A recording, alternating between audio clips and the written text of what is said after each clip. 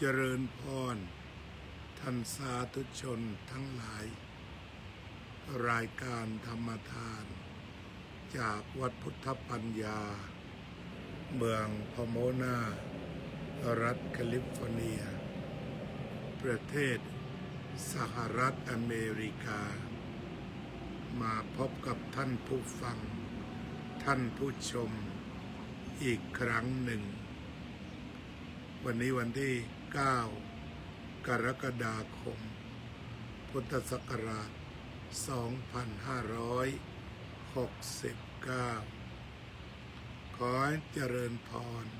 โยมกัลยาว่องทิพย์คงคาทางช่องพุทธปัญญาเจริญพรคุณสมชายจากช่องติ๊กต็อกแลมที่9909เจริญพรโยมกัลยาออกพร้อมกันส่งช่องทักทายกันไปจุดประสงค์ที่ใช้สื่ออย่างมากเพื่อแผ่บุญกุศลให้คนที่เข้ามาได้สาธุสักครั้งขณะจิตนั้นก็เป็นกุศลแล้วโยมสมควรกตาธิการเจริญพรเจริญพรโยมสุนิตวงสุเทพโยมบัวพันโฮลมาด้วยดอกไม้เจริญพรเช่นกันคิงอดีโบวา Welcome Good Morning in TikTok โยมสมควรกราบนมัสการพระอาจารย์ที่เคารพสาธุอนุโมทนาทรงดอกกุหลาบ3 ดอกพนมมือ3 ครั้งเจริญพรนมัสการหัวค่ำเจ้าค่ะเจริญพรหัวค่ำมุ้งมิ้งพ้นมุ้งมิ้งไปแล้วตอนนี้ก็เข้าสู่หัวค่ำนะพลบค่ำถ้าทางใต้เราก็หัวค่ำจากมุ้งมิ้งเป็นหัวค่ำตอนนี้ก็เรียกว่าเป็นพลบค่ำทางไทยก็เรียกว่าเช้าตรู่ตอนนี้ก็เวลา6 โมงกว่าขอบคุณทุกท่านที่เข้ามาทั้ง2 ช่องถือว่าท่านได้ร่วมกันในการสร้างสรรค์รายการเพื่อที่จะให้เกิดการจัดรายการขึ้นการถ่ายทอดสดขึ้นผู้ฟังจึงมีความสำคัญไม่น้อยไปกว่าผู้จัดว่ากันตามหลักธรรมการจัดรายการนี้ก็เพื่อที่จะให้เกิดการเผยแผ่ธรรมขึ้นมา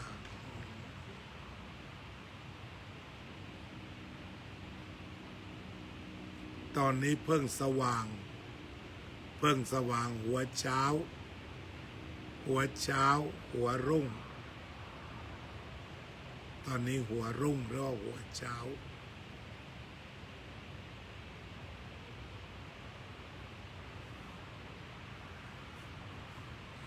วันนี้เราก็คุยกันเรื่องคุณูปการของสติคุณูปการะอุปการะคุณหรือประโยชน์ของสติประโยชน์ของสติตั้งแต่เบื้องต้นสติช่วยให้ชีวิตอาจเจริญพรโยมกัลยาเข้าทางTikTok ด้วยเจริญพรDr. Chu how are you Dr. Chu welcome good morning Dr. Chu nice to meet you คุณูปการะของสติมีตั้งแต่ลืมตาถึงหลับตาลืมตาขึ้นมาตอนเช้าแล้วก็หลับตาลงไปตอนเย็นสติมีบทบาทสูงมากอาจารย์สาธิตธีระปัญโยสวัสดีครับท่านเป็นสหายธรรมที่มั่นคงที่สุดแม้ว่าการเวลาเปลี่ยนไปแต่ใจยังมั่นคงด้วยกันในงานเผยแผ่พระพุทธศาสนาถ้าพูดถึงสติก็คือระลึกสัมปชัญญะรู้ตัว Good evening ครับดร.พระมหาจัญญา Good evening from Thailand Thank you very much appreciate for visiting Peace Shop family the family that promotes peace Shop family welcome all the people who love peace without limitation of culture and religion we can share the common dhamma to make the peace let's come to be peacemaker by bring the valuable dhamma from each religion to create the peaceful way of life วันนี้เราจะคุยเรื่องคุณูปการของสติคือระลึกทุกคนมีหมดไม่ว่าเป็นชาติศาสนาใดสติมีหมด ทุกคนมีเหมือนกันธรรมะที่พระพุทธเจ้าตรัสรู้และสอนพวกเราก็คือแค่มาบอกว่าเรามีของดีอยู่นะสติสัมปชัญญะคือของดีสติสัมปชัญญะคือของดีที่มีอยู่กับตัวเป็นแสงสว่างก็ได้แต่พระพุทธเจ้าให้ปัญญาเป็นแสงสว่างสติก็เป็นตัวระลึกคอยบอกคอยเตือนเหมือนกับผู้หลักผู้ใหญ่เตือนว่าถึงขั้นว่าป้องกันอันตราย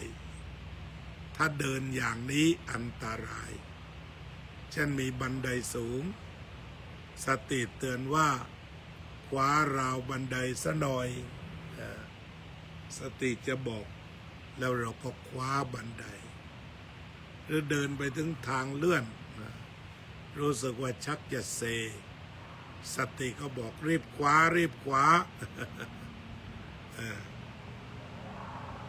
แล้วก็เลยคว้าราวที่เขามีไว้เนี่ยสติมันจะคอยบอกอาตมาเขียนเอาไว้อันหนึ่งพุทเข้าโทออกพุทเข้าโทออกสติคอยบอกว่ารู้ตื่นเบิกบาน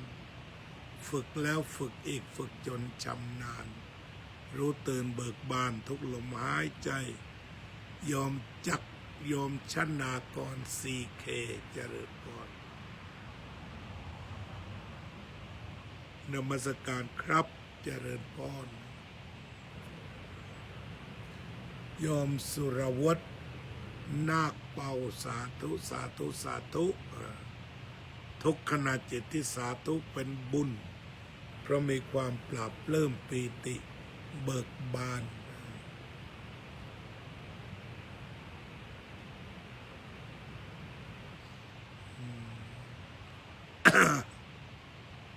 โยมนัทวัฒน์เจริญพรโยมสุนิตวงศ์สุเทพขอบคุณที่เรียกว่าเป็นแฟนคลับที่มั่นคงดูรายการตลอดโยมน้อยพรหมประเสริฐเจริญพรทาง TikTok ก็มีปียสันบัวขาว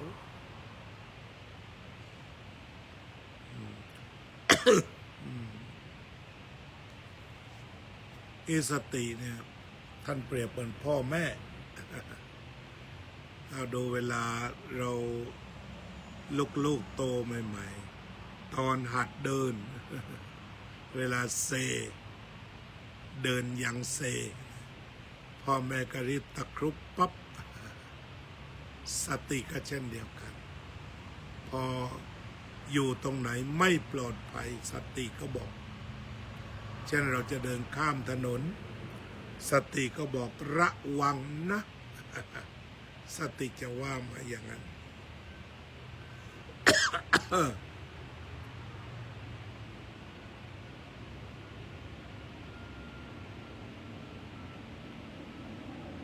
ตอนนี้เวลา6:17 นาทีโยมปิยวัฒน์บัวขาว6:17 นาทีนั่นสติจะคอยระลึกคอยจูงเรา ให้พ้นภัยที่เกิดบนถนนก็ขาดสติแล้วก็ส่วนใหญ่ก็ไม่มีภัยเพราะมีสติมีสติปลอดภัยไม่มีสติไม่ปลอดภัยส่วนหนึ่งของความปลอดภัยบนท้องถนนคือรณรงค์ให้มีสติรู้ตัวพร้อมในการขับรถรู้ตัวทั่วพร้อมในการจอดรถรู้ตัวทั่วพร้อมในการแซงมาดูกันตรงนี้เพราะชีวิตต้องเดินต่อไป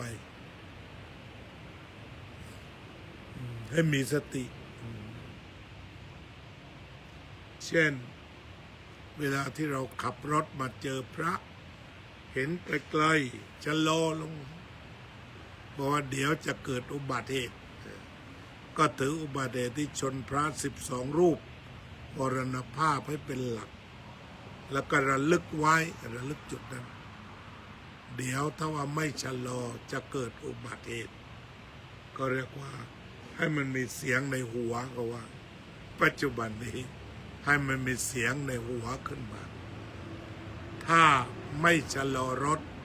อาจเกิดอุบัติเหตุขอให้ติดสติไว้ตรงนี้สติก็จะคอยบอกไปเรื่อยๆแล้วการเจริญสติเพื่อรู้ตื่นเบิกบานให้รู้สึกว่าทุกเวลานาทีสามารถเบิกบานได้มีความสุขได้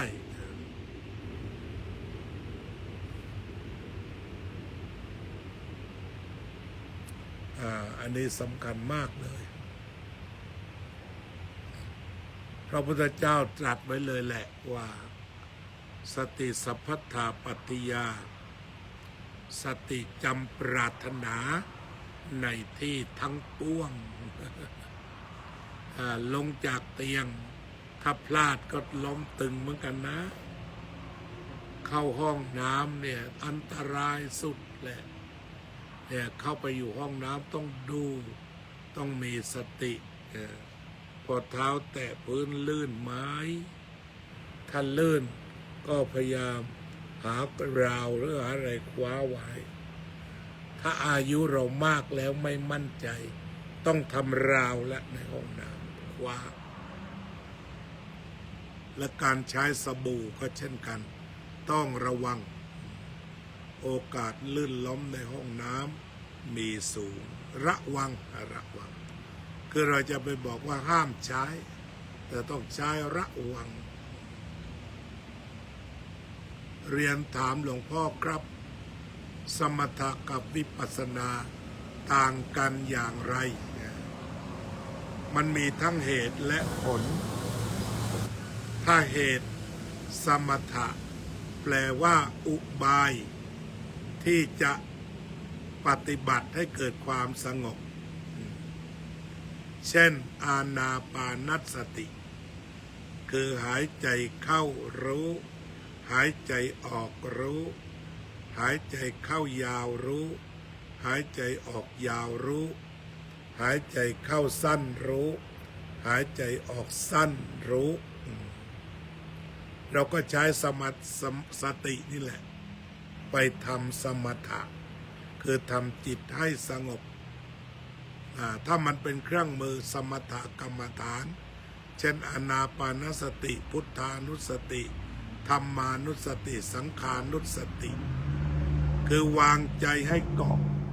อยู่กับลมหายใจแบบเพียวๆก็ได้หายใจเข้าหายใจออกรู้ตลอดแต่ถ้ารู้สึกว่าจะอุ่นใจมากขึ้นถ้ามีพุทโธจึงพุทเข้าโธออกพุทเข้าโธออกเอาใจไปเกาะไว้ไม่หลุดไปไหนธัมโมธัมโมทำข้าวโมออกทำข้าวโมออกสังโฆสังข้าวโคออกทางTikTokถามว่าอยู่ที่ไหนอยู่ที่ประเทศอเมริกานี่คือสมถะคืออุบายให้ถึงความสงบพอจิตสงบก็เรียกว่าสมถะจิตสงบนั้นเป็นอย่างไรจิตสงบก็คือจิตมีความมั่นคงไม่ไหวไปที่อื่นก็คือจับจดจ่อคิดอยู่เฉพาะกับลมหายใจนั้นมั่นคงไม่ไหวไปไหนไม่ไปคิดนอกกายแต่ไม่ไปคิดนอกใจอยู่ตรงนี้แล้วก็ต่อมาก็คือจิตบริสุทธิ์เพราะไม่ถูกนิวรณ์ครอบงำจิตที่สิ้นนิวรณ์นี่ก็ยังเป็นสมถะอยู่ไม่ถูกกามฉันทะโจมตีไม่ถูกพยาบาทโจมตีไม่ถูกถินมิตะง่วงเหงาห้องนอนโจมตีไม่ถูกความฟุ้งซ่านโจมตี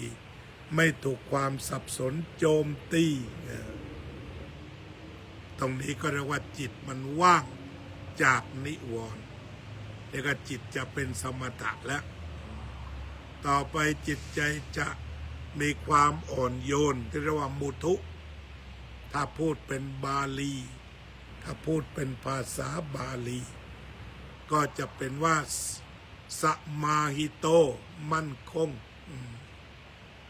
ปาริสุทโธบริสุทธิ์คือไม่มีนิวรณ์มุทุอ่อนโยนกัมมนิโยเหมาะจะไปทำงานทีนี้ตัวเหมาะจะไปทำงานเนี่ยงานต่อไปคือวิปัสสนา งานต่อไปคือวิปัสสนาสมถะสงบวิปัสสนาเห็นตรงนี้ก็ตอบคำถามโยมเปี้ยงเข้าไปว่าสมถะพอสงบเอาความสงบนั้นไปดูจึงกลายเป็นเห็นจงกลายเป็นเห็นเห็นอะไรเห็นอนิจจังเห็นทุกขังเห็นอนัตตาถ้าปฏิบัติอานาปานสติอยู่เห็นลมหายใจเข้าออกอีกแนวหนึ่งคือเข้าแล้วออกไปดูอาการที่ไม่เที่ยงเป็นทุกข์เป็นอนัตตาไม่เที่ยงเป็นทุกข์เป็นอนัตตาหรือเกิดดับหัวใจวิปัสสนาอยู่ที่การเกิดดับเห็นการเกิดดับของสิ่งทั้งปวงเห็นของอะไรก็เข้าไปสติปัฏฐานเลยเห็นการเกิดดับของกายทั้งกายกองกายกูแล้วก็กายลมดูไปดูการเกิดดับของกายกูผมขนเล็บฟันหนังไม่เหมือนเดิมทุกนาทีหรือว่ากายกองคือดูกองลมเข้าแล้วต้องออกเอากันชัดๆไม่ต้องไปคิดอะไรดูที่มันปรากฏตัวกายกองกองลมกายกูกายกูมันมีความรู้สึกว่าตัวกูหรือเปล่าผมขนเล็บฟันหนังเป็นของกูหรือเปล่าถ้ามันเกิดกู้ขึ้นมาก็แสดงว่ามีอุปาทานทันทีแต่ถ้าไม่มีกู้ก็ไม่มีอุปาทานต้องดูแบบวิปัสสนาอย่างนี้ผมของกูหรือเปล่าหรือผมเฉยๆเป็นธาตุถ้าดูผมขนเล็บฟันหนังเป็นเพียงธาตุ ไม่มีกูเข้าไปกำกับ อันนั้นเรียกว่าดูแบบวิปัสสนา วิปัสสนาก็คือเห็นอนิจจังทุกขังอนัตตาว่าทุกอย่างไหลเรื่อยไม่หยุด ทีนี้สรุปสั้นๆ สมถะทำใจให้สงบ วิปัสสนาก็คือเอาความสงบนั้นไปดูอนิจจังทุกขังอนัตตาให้ถี่ที่สุดเท่าที่จะถี่ได้ เห็นอะไรก็เป็นอนิจจังทุกขังอนัตตา ลมหายใจก็เป็นอนิจจังทุกขังอนัตตา หายใจเข้าแล้วออกเป็นอนิจจังทุกขังอนัตตาแล้วก็ดูต่อไปดื่มน้ำเข้าไปก็เป็นอนิจจังทุกขังอนัตตา น้ำที่ดื่มเข้าไป2 ชั่วโมงก็ปัสสาวะออกดูทันทีนี่ก็เป็นตัวอย่างอนิจจังทุกขังอนัตตา เวลารับประทานอาหารเราก็จะเห็นว่าภายใน30 นาทีความเป็นอนิจจังทุกขังอนัตตาปรากฏอาหารสวยๆดีๆในสำรับดีๆมาวางไว้ข้างหน้าแล้วก็อนิจจังก็สตาร์ทคือเริ่มรับประทานเปลี่ยนสถานที่ Good morning Tara Happy Thursday Good morning Welcome Peach of Family จึงจะต้องมีสมถะและวิปัสสนาควบคู่กันไปในการปฏิบัติคือสงบแล้วดูด้วยความสงบยอมกุลาพัชรดุลเจริญพรดูกายดูเวทนาดูจิตดูธรรมดูทุกอย่างดูการเกิดดับของมันความชอบดูสิเที่ยงไม่เที่ยงตั้งอยู่ได้ไหมดับไปเมื่อไหร่เคยชอบอะไรเกิดแล้วตั้งอยู่นานไหมแล้วดับไปอย่างไรสังเกตเห็นง่ายๆเสื้อผ้าเครื่องนุ่งห่มของใช้ที่เคยคิดว่าชอบสุดบางทีมาถึงวันนี้ทิ้งเป็นขยะไปแล้วเพราะไม่ชอบเป็นอะไรก็เป็นอนิจจังทุกขังอนัตตาเด็กๆหลายคนเอาใจเด็กๆลูกๆหลานๆซื้อของเป็นห้องชอบทุกอย่างแต่พอสุดท้ายไม่ชอบสักอย่างนั่นเรียกว่าอนิจจังชอบทุกอย่างตอนไปซื้อในชอบทุกอย่างแต่ตอนนี้ไม่ชอบแล้วอนิจจังปรากฏแล้วทุกขังความชอบนั้นทนอยู่ไม่ได้อนัตตาขอร้องไม่ได้บังคับไม่ได้แม้แต่คู่ครองนะแม้แต่คู่ครองก็รักชอบเรียกว่าเหลือเกินแต่พออยู่มาวันหนึ่งพอไม่ชอบก็ต้องไปหย่าแล้วนี่คือตัววิปัสสนาดูเวทนาฉะนั้นทุกคำที่พระพุทธเจ้าตรัสก็คือตรัสว่าอาตาปีสัมปชาโนสติมาวินัยโลเกอภิชาโทมนัสสังมีความเพียรเครื่องเผากิเลสเรียกว่าถอนอภิชาคือความชอบและโทมนัสคือความชังตรงนี้สำคัญมากฉะนั้นวิปัสสนาก็ดูว่าความชอบมันเกิดแล้วก็ดับดูจริงๆดูตรงๆความชังเกิดแล้วก็ดับแต่ไม่ท่องนะดูจริงดูจริงดูเข้ามาในใจเคยชอบเครื่องใช้ไม้สอยเคยชอบคนแต่ตอนนี้บอกว่าเฉยๆแล้วมันก็คือความชอบมันดับไปแล้วเคยเกลียดแต่ตอนนี้ไม่เกลียดแล้วความเกลียดมันก็คือดับนั่นแหละดับหมดเลยเวทนาดับหมดจิตปรุงแต่งอะไร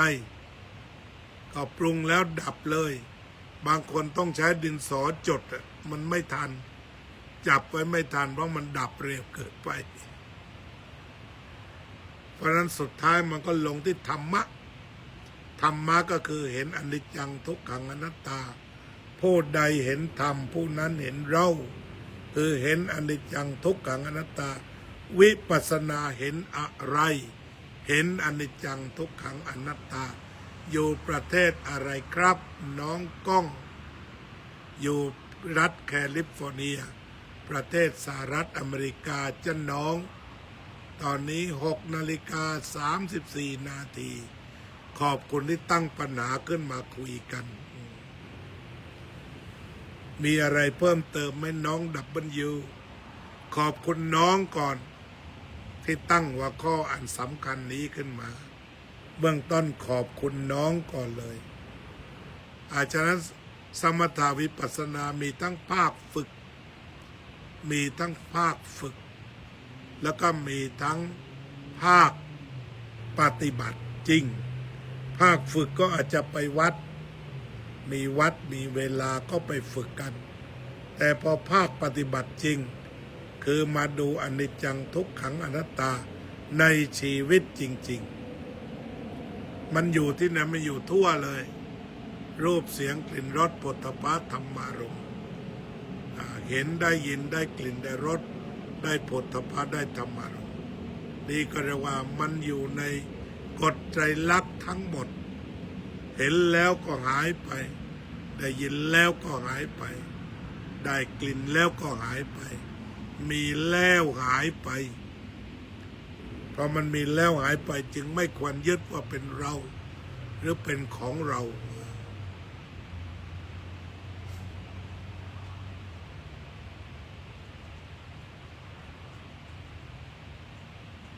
ผมไปลองปฏิบัติมาแล้ว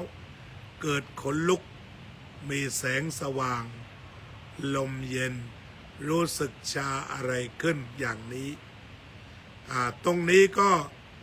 เมื่อจิตสงบก็นำมาทำเป็นวิปัสสนา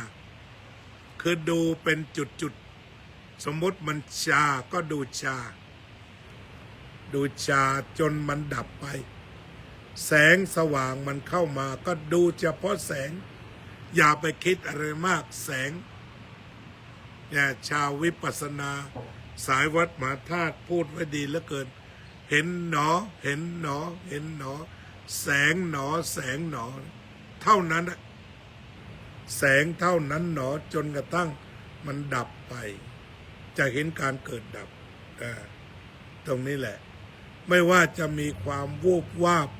ไม่ว่าจะเกิดความปีติอะไรก็ดูเจาะลงไปตรงนั้นเท่าที่ปรากฏที่ไม่ปรากฏไม่คิดไม่เอาไม่ดึงพระพุทธเจ้าตรัสว่าปัจจุปันนันจะโยธัมมังตัทธาวิปัสสติดูลงไปที่มันปรากฏที่มันเป็นปัจจุบันเข้าใจอยู่ที่โยมบอกก็ดูตรงนั้นเลยเห็นแสงก็เห็นหนอไปเลยเห็นหนอเลยสว่างก็สว่างหนอเลยถ้ามืดอีกก็อย่าไปตกใจก็มืดหนออีกพระอาจารย์อยู่รัฐแคลิฟอร์เนียประเทศสหรัฐอเมริกาเจริญพรโยมปรัชญา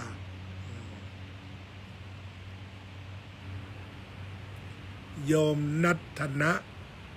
ปัปพตะชาโตปัปพตะชาโตเกิดมาจากภูเขาใช่ไหมปัปพโตแปลว่าภูเขาปัปพตะชาโตแปลว่าเกิดมาจากภูเขาใช่ไหมอย่างนั้นหรือเปล่าปัปพตะชาโตสุดยอดเลยพยัคโคโภชนังพุญชติแปลได้ไหมพยัคโคโภชนังพุญชติ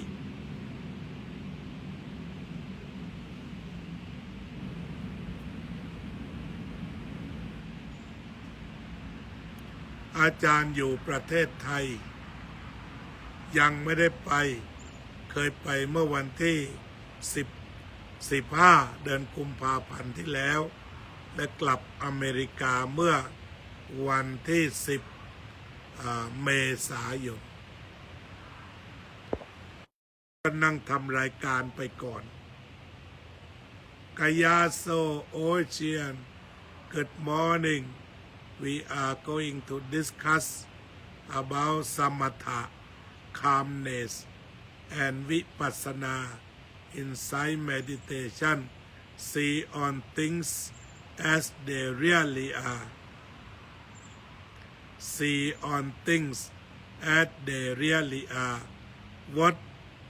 are they really they are changing impermanent suffering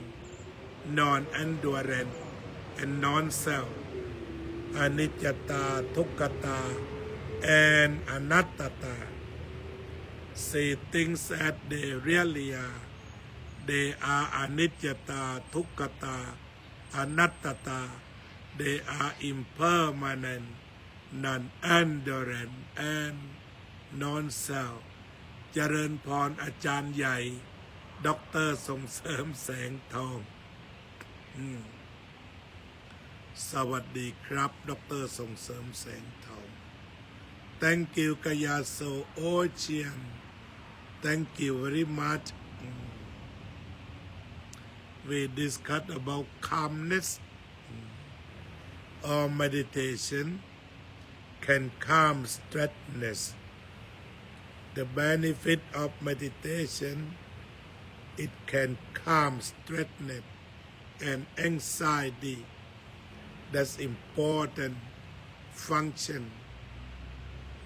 that can help us to be free from suffering so let's us practice mindfulness lead for calmness meditation serene meditation and insight meditation or contemplation every kind of mindfulness and meditation support living peacefully and happily โยมจุ้ยเจริญพรโยมจุ้ยโยมสุจิตราธรรมาเจริญพรอาตมาเสียงชักจะไม่ไหวเนาะตอนนี้ก็พอสมควรแก่เวลาทำรายการมาตั้งแต่ตี 5ตอนนี้6:39 นาทีขอขอบคุณและสวัสดีทั้งทางฝ่ายFacebook วัดพุทธปัญญา9 ท่านแล้วก็ทางTikTok 9 ท่านเหมือนกันอัศจรรย์มากเลขสวย อย่างน้อยดูกัน12 ท่านขอบคุณทั้ง12 ท่านที่ช่วยกันศึกษาปฏิบัติและเผยแผ่ธรรมขอบุญกุศลที่ได้ร่วมกันศึกษาปฏิบัติและเผยแผ่จงนำท่านสาธุชนเจริญทั้งปัจจุบันและอนาคตกิเลสลดใจสบายคลายร้อนรนให้พ้นทุกข์พ้นโศกพ้นโรคไปกระทำการใดๆสำเร็จผลมีความสุขท่ามกลางญาติและฝูงชนไม่ยากจนมีทรัพย์พอก็สุขเอ่ยสัพเพสัตตาสัตว์ทั้งหลายที่เป็นเพื่อนทุกข์เกิดแก่เจ็บตายด้วยกันทั้งหมดทั้งสิ้นอเวราโหนตุจงเป็นสุขเถิดอย่าได้มีเวรแก่กันและกันเลยอัปปยาปัจจาโหนตุจงเป็นสุขเถิดอย่าได้พยาบาทเบียดเบียนซึ่งกันและกันเลยอานิกาโหนตุจงเป็นสุขเถิดอย่าได้มีความทุกข์กายทุกข์ใจเลยสุขีอัตตานะปาริหารันตุจงมีความสุขกายสุขใจรักษาตนให้พ้นจากทุกข์ไปทั้งสิ้นเถิ